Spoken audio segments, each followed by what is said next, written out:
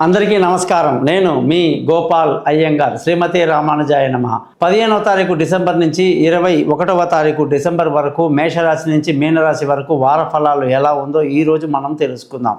ఈ వారం గ్రహాల స్థితిని బట్టి చూసుకుంటే సూర్యుడి యొక్క మార్పు వృశ్చిక రాశి నుంచి ధనుసు రాశిలోకి ప్రవేశించడం జరుగుతుంది.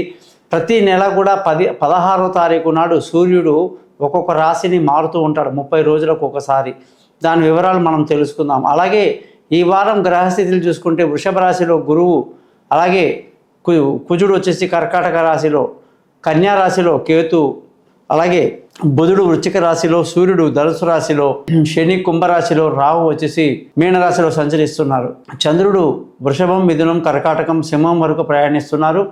ఇలాగే ఈ సూర్యుని యొక్క స్థితి కానీ గమనించుకుంటే ప్రతి నెల కూడా చాలామంది మన తెలుగు పద్ధతిలో కాకుండా మేషమాసం, వృషభ మాసం, మిథున మాసం, కర్కాటక మాసం, సింహ మాసం అని ఇలా ప్రతి మాసానికి సూర్యుడు ఎప్పుడైతే 16వ తారీఖు ఒక రాశి నుంచి ఒక రాశికి మారుతారో ఆ మాసాన్ని మనం ఆ పేరుతో పిలుస్తుంటారో. అది అన్ని పౌరోహిత్యం చేసేవాళ్ళు, అన్ని కార్యక్రమాల్లో ఇది వాడేదే. అయితే ఎప్పుడైతే సూర్యుడు ధనుస్సు రాశిలోకి ప్రవేశిస్తే 12 రాశుల్లోకెల్లా అత్యంత గొప్పది ధనుస్సు రాశిలో సూర్యుడు ప్రవేశించడం.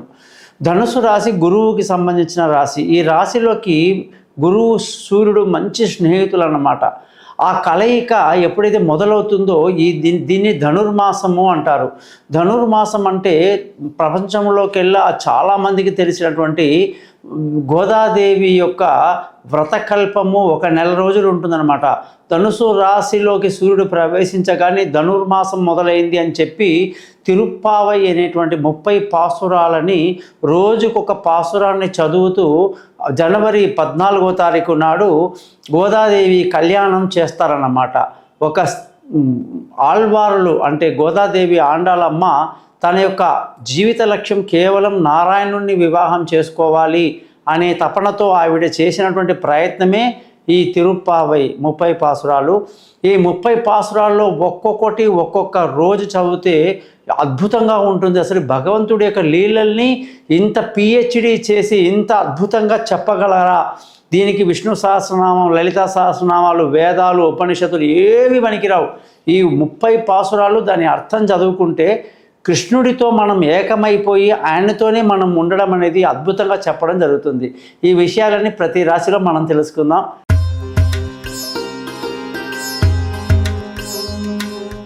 రాశి వాళ్ళకి 15వ తారీఖు డిసెంబర్ నుంచి 21వ తారీఖు డిసెంబర్ వరకు వారఫలం ఎలా ఉందో తెలుసుకుందాం. ధనుసు రాశి వాళ్ళకి అదృష్టాన్ని ఇచ్చేవాడు, భాగ్యాన్ని ఇచ్చేవాడు, ధర్మ మార్గాన్ని నడిపించేవాడు, పెద్దల యొక్క ఆశీస్సులు కురిపించేవాడు, గురువు యొక్క అనుగ్రహాన్ని ఇచ్చేవాడు సూర్యుడు. అటువంటి సూర్యుడు ఇన్ని రోజులుగా చాలా ఇబ్బంది పెట్టి వృశ్చిక రాశిలో ఉండి నష్టాన్ని తీవ్రంగా కలిగించాడు. అటువంటి సూర్యుడు ఇప్పుడు మీకు గొప్ప అదృష్టాన్ని ఇస్తున్నాడు, ధర్మ మార్గాన్ని నిర్దేశిస్తున్నాడు.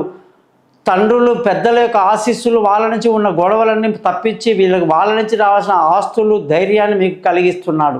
చాలా శుభతరుణం. ఈ వారమంతా సంతోషంగా, ఆనందంగా విందులు వినోదాల్లో పాల్గొంటూ ఎంజాయ్ చేస్తారని ఖచ్చితంగా చెప్పొచ్చు. ధన ఆదాయం కూడా చాలా బాగుండి బంధువుల, స్నేహితుల సహకారం వల్ల అనేక విధాలుగా లబ్ధి పొందుతారు. ఈ టైంలో కానీ మీరు బంధువుల్ని, స్నేహితుల్ని కానీ వాడుకోకుండా ఉంటే మీ అంత చేత కానీ వాళ్ళు ఇంకొకరు లేరని చెప్పాలి. ఎందుకంటే వాళ్ళ సహకారంతోనే మీరు అన్ని సమస్యల నుంచి కూడా ఈ వారం బయటపడతారని కూడా మనం చెప్పొచ్చు. మానసిక ధైర్యం బ్రహ్మాండంగా ఉంటుంది, అందరికీ సహాయం చేస్తారు, తల్లో నాలుకలా ఉంటారు, బాగుంది. కానీ ఈ శక్తిని కూడా తీసుకోండి. సూర్యుడి బలం వచ్చింది కాబట్టి అన్ని రంగాల్లో మీరు బాగా రాణిస్తారని చెప్పాలి. విలువైన వస్తువులు, భూములు, వాహనాలు, ఇతరత్ర సరే. అందుకే చెప్తాను, మీ జాతకం పంపించండి, మీ date of birth, time of birth చూసి దానివల్ల స్థిరచర ఆస్తులు కొనాలా వద్దా, గోచారం బాగాలేదు, జాతకము బాగలేకపోతే తీవ్ర నష్టం వస్తుంది. గోచారం ఎలాగో బాగాలేదని తెలుసు, కనీసం జాతకంలో మీ టైం బాగుందనుకోండి, ఖచ్చితంగా మీకు మేలు జరుగుతుంది అని నన్ను కాంటాక్ట్ చేయమని చెప్పి ఎన్నోసార్లు అంటుంటా. మీ date of birth, time of birth, place of birth పంపించండి. మీరు విలువైన వస్తువులు కొనాలా వద్దా, ఎలా ఉంటుందో నేను చక్కగా చెప్తాను. తల్లి ఆరోగ్యం పట్ల శ్రద్ధ వహించాలి. సంతానం యొక్క డెవలప్మెంటు ఇబ్బందికరంగా ఉంటుంది, వాళ్ళ గురించి బాగా చింత ఎక్కువగా ఉంటుంది. ప్రయాణాల్లో జాగ్రత్తలు తీసుకోవాలి. పొరపాటున తెలివి తక్కువ నిర్ణయాలు ఇతరుల అడ్వైస్ వల్ల తీసుకునే అవకాశాలు ఉన్నాయి. మరి ఈ రాశి వాళ్ళందరూ కూడా ఆరోగ్యం విషయంలో జాగ్రత్తలు తీసుకోవాలి. శత్రువుల మీద ఒక కన్నేసి ఉంచాలి. రుణ బాధల నుంచి బయటపడడానికి ఆలోచించాలి. భార్యాభర్తల విషయానికి వస్తే సాధారణ పరిస్థితి కనిపిస్తుంది. ఎవరైనా ఓవర్గా ప్రవర్తిస్తే భార్యాభర్తల మధ్యలో అనేక సమస్యలు మొదలవుతాయి. మీ సంసారంలో బయట వాళ్ళని, తల్లిదండ్రుల్ని, మామగారిని, అత్తగారిని ఎవరిని రానివ్వకూడదు. ఏ భార్యాభర్తల సంసారంలోనైనా పెద్ద విలన్స్ ఎవరంటే కన్న తల్లిదండ్రులు, అత్తామామలే, ఇంకెవరో కాదు. వాళ్ళు ఎలాగ సెటిల్ అయ్యారో పిల్లల్ని కూడా అలాగే సెటిల్ చేయాలని వాళ్ళు వదిలేయకుండా వాళ్ళ ప్రతి విషయంలో ఎంటర్ అయ్యి వాళ్ళకి అడ్వైజులు ఇచ్చి వీళ్ళకున్న వెధవ అనుభవాలంతా పిల్లల మైండ్లో చెప్పుతారు. వాళ్ళ మధ్య మిస్అండర్స్టాండింగ్ క్రియేట్ చేస్తారు. కాబట్టి అటువంటి దౌర్భాగ్య పరిస్థితికి ధనుసు రాశి వాళ్ళు వెళ్ళకూడదు. మీ సంసారాన్ని మీరు నిలుపుకునేటట్టుగా ఉండాలి. ఇతరులు మీ సంసారంలోకి రాకూడదు. పార్ట్నర్షిప్ దెబ్బ పడుతుంది. ప్రేమికులకు అనుకూలంగా లేదు పార్ట్నర్.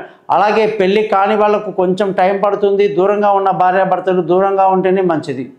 అదృష్టం చెప్పాను చాలా బాగుంది అని. అలాగే ఉద్యోగంలో అనేక రకాల ఒత్తిళ్ళు, అనుకున్న పని సవ్యంగా జరగదు. ఎంత కష్టపడ్డా పేరు ప్రఖ్యాతులు ఉండవు. పై అధికారుల మెప్పు తగ్గుతుంది. కొత్త ఉద్యోగంలో వెళ్ళడానికి ఇప్పుడు అనుకూలంగా లేదు.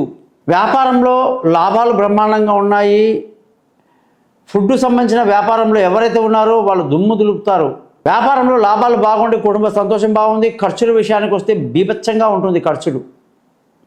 ధనుసు రాశి వాళ్ళందరూ కూడా రోజు గురు మంత్రాన్ని 16 సార్లు చదవండి. గురువు సరిగ్గా లేడు, శని ఓకే, కుజుడు సరిగ్గా లేడు, శుక్రుడు పర్వాలేదు, బుధుడు అస్సలు బాలేడు, సూర్యుడు బాగున్నాడు.